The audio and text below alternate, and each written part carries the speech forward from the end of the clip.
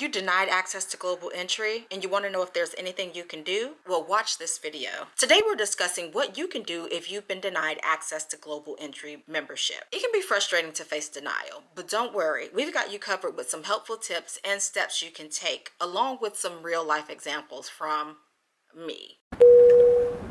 And your captain has turned off the fasten seatbelt sign. Feel free to move around the cabin. Hello, hello. I'm Sparkle, your single solo traveling sister, here sharing my tips and adventures to help inspire your next trip. Today we're discussing what to do if you've been denied global entry membership. But before we dive in, remember this is a brand new channel and I'd love your support. If you're liking my tips and adventures regarding travel, remember to hit that like and subscribe button so I can continue bringing you guys tips and suggestions regarding travel to make your next adventure a smooth one. Now let's start with getting a clear understanding of exactly what global entry is and how this program can benefit you as a frequent traveler. If you have been traveling for a while, I'm sure you know what global entry is. If you're kind of new to travel, then you've probably heard of it but may not be 100% sure what it is. So let me give you a brief overview. Global entry is a fast-track screening program that allows you to clear customs quickly when entering the United States from abroad.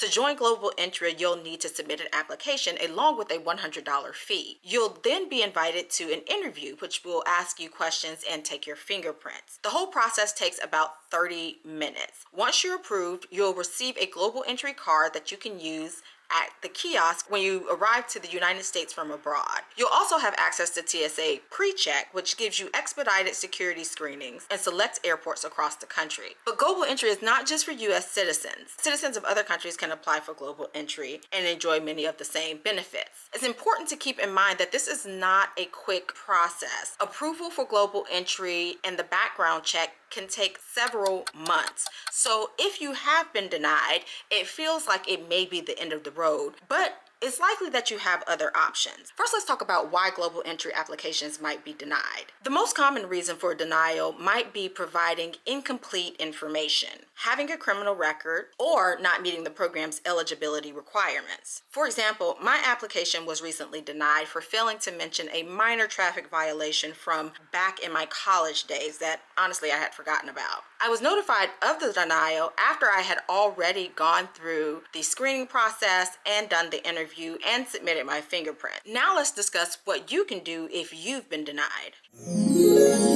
If you've been denied global entry, here are some steps you can take to address the situation. First, you want to make sure that you have received the denial letter in writing. This letter will explain your reason for denial and provide guidance on what you can do next. In my case, the letter stated that my application was denied due to the omission of my traffic violation. If you believe your application was denied based on inaccurate or incomplete information, you can request a reconsideration. To do this, you want to go ahead and log into your Trusted Travelers Program account and follow the instructions provided in your denial letter. Be prepared to provide additional documentation to support your case. In my case, I submitted a request for reconsideration.